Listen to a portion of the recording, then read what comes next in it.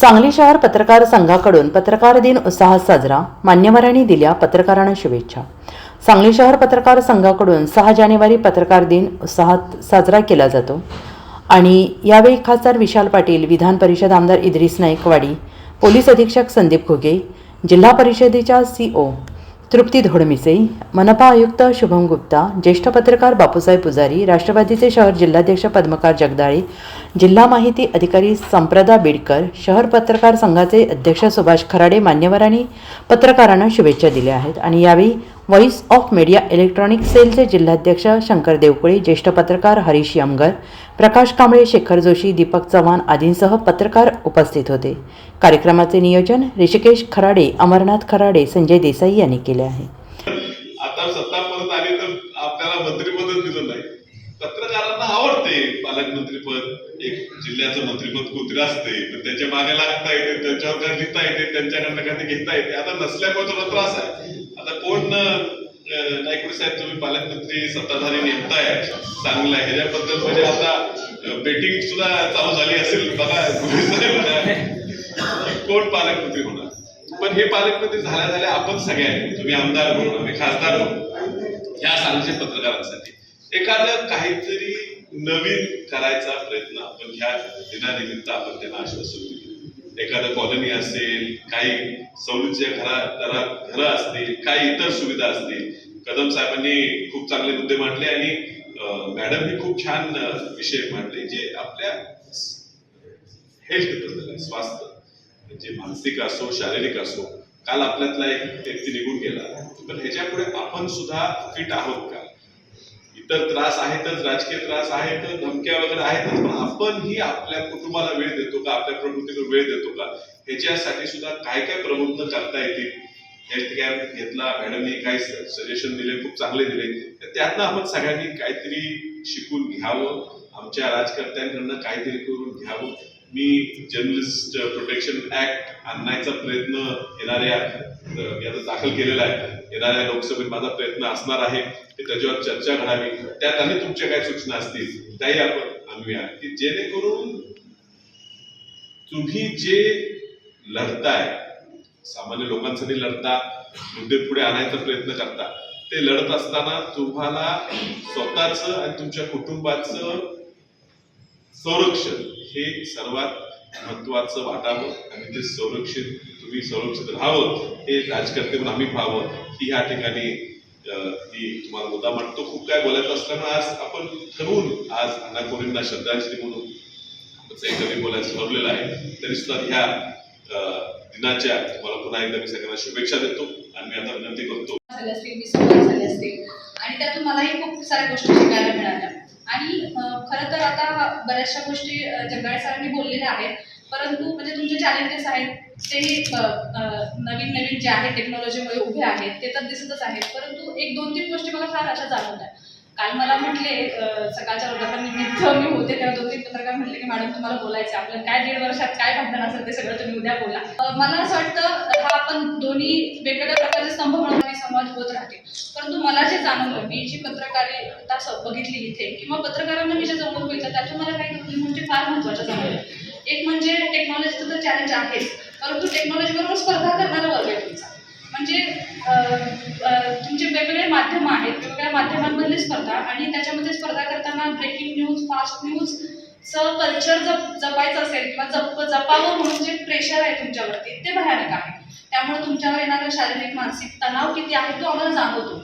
आणि त्यावेळेस खरंच म्हणजे कधी आम्ही स्वतःला खूप भाग्यवान समजतो की आपण किती सुरक्षित पोशात आहोत, म्हणजे आपल्याला कोणी नोकरीवरनं काढणार नाही, परंतु आमच्या कामाचा ताणतणाव वेगळा, परंतु तुम्हाला जे प्रत्येक मिनिट आहे।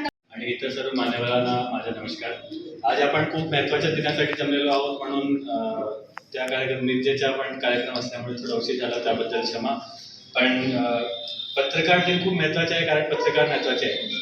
आणि पत्रकार महत्त्वाचे यासाठी आहे कारण तुम्ही जसं आपण नॉर्मली म्हणतो, मी जेव्हा लहान होतो तेव्हापासून मी शिकतोय की प्रेस आपला आपल्या डेमोक्रेसीचा चौथा भाग आहे, आणि ते चौथा भाग असल्यामुळे तुमची जबाबदारी खूप जास्त आहे, आपण नेहमीच सांगतो।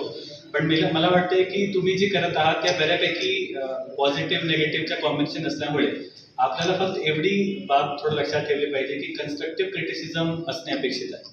नुसतं प्रत्येक माणसाची स्तुती करणे किंवा प्रत्येक माणसाचे टीका टिप्पणी करणे, तर दोन्हीचा काही जास्त उपयोग होत नाही. जर आपण प्रत्येक बाबीची अभ्यास करून चांगल्या पद्धतीने जर आपण कन्स्ट्रक्टिव्ह क्रिटिसिझम केलं तरी त्याबद्दल आम्हाला पण काहीतरी नवीन शिकता मिळते आणि त्याबद्दल आपल्याला लोकांच्या हितासाठी काहीतरी नवीन कार्यक्रम त्याप्रमाणे करता येते. तर मला वाटतं की परत एकदा मी जास्त वेळ घेणार नाही, कारण ऑलरेडी सगळ्या लोकांना भरपूर वेळ झालेली आहे. तर परत एकदा आजच्या पत्रकार दिनाच्या सर्वांना खूप खूप शुभेच्छा. जय हिंद, जय महाराष्ट्र. गोरे मॅडम एक मिटिंग घेतली साहेब, त्याच्यामध्ये सुद्धा मॅडमना सगळ्या न्यूजपेपरमधून जी माहिती देण्यात आली होती ती आकडेवारी सांगण्यात आली. ती आकडेवारी आणि त्यांनी स्वतः हे संबोधित पण केलं की ही आकडे निश्चितच बरोबर असणार आहे. तर मला वाटतं की अगदी प्रशासकीय अधिकारी असतील, राजकारणी असतील, विविध क्षेत्रातील मान्यवर असतील, या प्रत्येकाला आपण दिलेली माहिती त्यांच्यापर्यंत थेट पोहोचते आणि ती माहिती आपण देत असल्यामुळं आपलंही महत्त्व त्यांच्या जीवनामध्ये हे फार मोठं आहे. पत्रकारांनी त्यांच्याकडून जे इथिक्स आहेत पत्रकारितेतील तर ते पाळणं पण तेवढंच गरजेचं आहे की जेणेकरून कुठेही आपल्याकडून कोणाचाही मान अपमान किंवा चुकीच्या गोष्टी प्रसारित होणार नाहीत याची दक्षताही तेवढंच घेणं गरजेचं आहे. प्रशासन म्हणून आम्ही काम करत असताना आपण हायलाईट केलेल्या प्रत्येक गोष्टी या आमच्यासाठी महत्त्वाच्या आहेत. कमीत कमी मला वाटतं मी 7 ते 8 न्यूजपेपर दररोज उठल्यानंतर वाचतो, बघतो. त्यातले आपले कात्रणं सुद्धा आमच्यासाठी ते महत्त्वाचे आहेत. डिस्ट्रिक्ट स्पेशल ब्रांचचे कात्रणं पण आम्हाला नेहमीच आमच्यासमोर ठेवतं. त्यामुळं ज्या गोष्टी कदाचित क्राईमच्या रूपानं किंवा इतर गोष्टींच्या रूपानं आमच्यासमोर येणार नाहीत ती प्रत्येक गोष्ट ही मात्र त्या न्यूजपेपरमधल्या क्लिपिंगमधून आमच्यासमोर येतेच आणि त्याचा निश्चितच आम्हालाही काम करताना फायदा होतो. तर अशा पद्धतीनं आपलं जे कामकाज चालतं ते इथून पुढेही अतिशय चांगल्या पद्धतीने चालावं यासाठी मी आजच्या दिनानिमित्तानं सर्वांना शुभेच्छा देतो. जय हिंद, जय महाराष्ट्र. यादी करताना मग झालं मी आहे ना, माझं किती सर्क्युलेशन आहे किंवा माझे किती व्ह्युअर्स आहेत ह्याचं काहीतरी एक लिमिटेशन ठरवावं लागेल. नाहीतर उगाच आपलं काहीतरी होतं म्हणून मी आपलं मलाही कोणीतरी कार्ड दिल्यावर मीही तुमच्या राज्यात उभारलं तर खरोखर गरज असणाऱ्यांना ते मिळणार नाही, त्यात घोटाळा होऊ शकतो. म्हणून काही अंशी पत्रकाराची डेफिनेशन सुद्धा गव्हर्नमेंटकडनं एकदा आपण फायनल करून घ्यावी असं मला वाटतंय. आणि ते करताना कुणी वाईट वाटून घेऊ नये. कारण शेवटी हे करताना कुठेतरी चांगला वाईट काहीतरी दर्जा, काहीतरी त्याचे स्टेप्स आणि त्याचं केडर हे सुद्धा लक्षात घ्यावं लागेल. आणि म्हणून एकदा शासनाकडनं पत्रकार या विषयाची व्याख्या एकदा निश्चित करून घेतली पाहिजे असं एक गरज आहे असं मला वाटतंय. कारण पुढे येणाऱ्या काळात त्या क्षेत्रातल्या काम करणाऱ्यांना फार मोठ्या संध्या शासनाच्या निमित्तानं उपलब्ध होणार आहेत.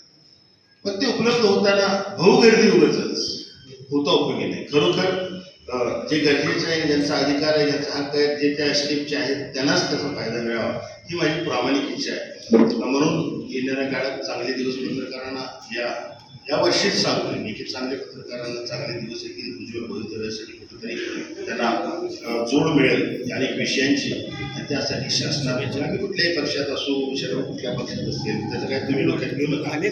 Bureau report SBN Marathi, Sangli.